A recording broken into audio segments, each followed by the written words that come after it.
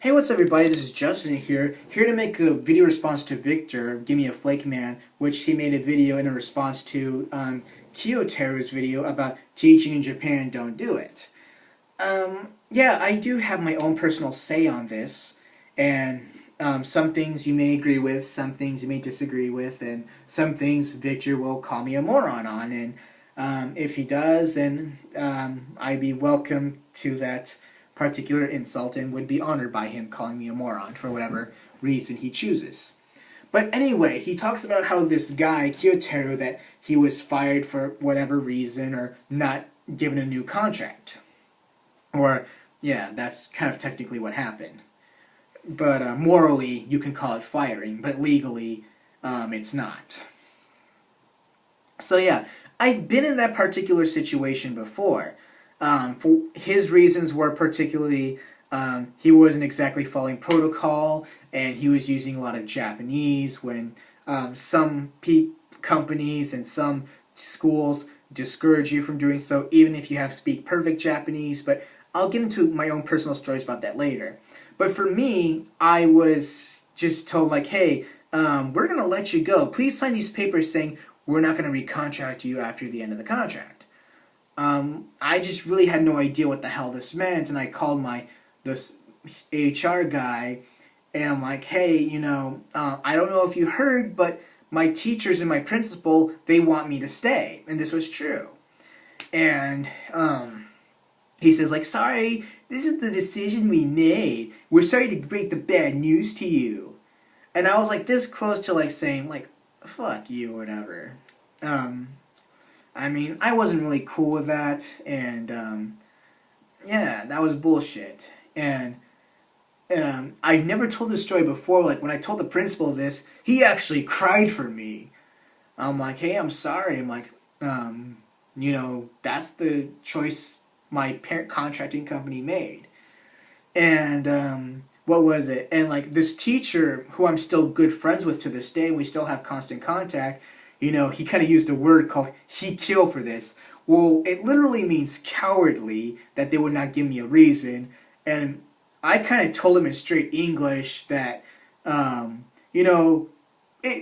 means cowardly, but in my opinion, we call this fucking bullshit. And he actually laughed about that. And like, ever since he met me, he was kind of more open to swearing. But anyway, moving on. Then I found another job in Hiroshima. That worked out pretty good. Then I got a new job in Niigata. That worked out pretty good, but unfortunately, politics kind of ruined my job in Niigata. That was out of my hands. I mean, my company fucked up, not me. And then I went to Saitama, did my time there. And then now I have a new job here in Utsunomiya. And, yeah, maybe I can do other things besides teaching. I mean, gaikokujin, gaijin, whatever word you want to use. I mean, depending on your qualifications or your visa status, I mean, you can do practically anything you want. I know an Iranian who's, what was it? Like, he's a vegetable farmer. There's lots of people who are cooks.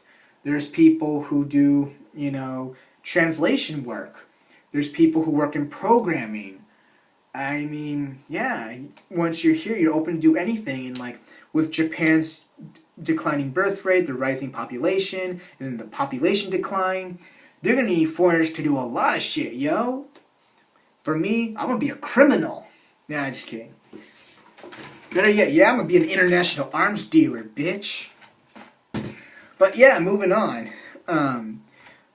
Yeah, teaching could have its good or bad things. I mean, conformity, yeah, unfortunately, you gotta do that. Victor had to cut his hair, but I know Japanese male teachers who got long hair, but maybe his school doesn't allow that and he had to conform to that. That guy, he has to wear a name tag. I mean, I've never had that instance, but hey. But my stories of conformity, I've already told in another video. It was like at a school I worked at in Ibaraki back in '06. I mean, my teachers gave me shit over, let's say, having breakfast at a 7-Eleven parking lot and buying the breakfast at the 7-Eleven. Because, students can't do that. That was the reason. But yet this same school could allow teachers to have one step outside the front gate and smoke cigarettes and greet the students, or telling students there's something wrong with their uniforms. I'm like, how am I having a bad influence on students compared to the smokers? Victor, you're more of an expert on me. You've been in Japan longer than me. If you have the answer, I would be glad for you to tell me, because I have a feeling unless you don't explain to me to the day I die, I'm seriously not going to get that. But still, I mean, that's just one issue that I just really pretty much can't get over. But also about the whole using Japanese thing.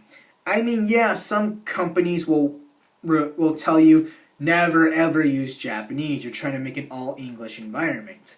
I mean, yeah, that's cool.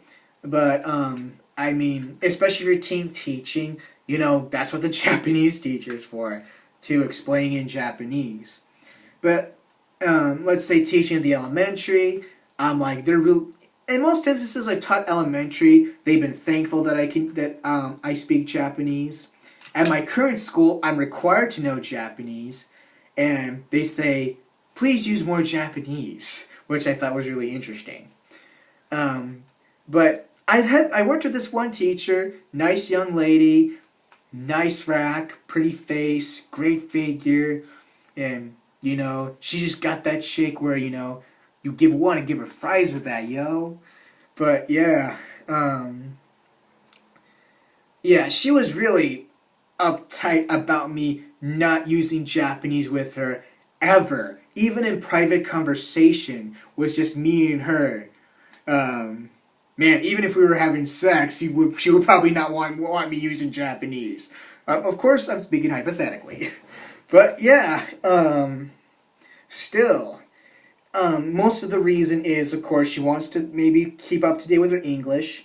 But most people won't say this, but like, if you're using Japanese with a Japanese teacher of English, let's say, in front of her fellow peers, like the other teachers in the teacher's room or in front of the principal, I think it would make the other teachers say like, oh, if they're speaking in Japanese, that means that she doesn't know English or he doesn't know English that well, and maybe that teacher shouldn't be an English teacher if they can't use English with a native speaker.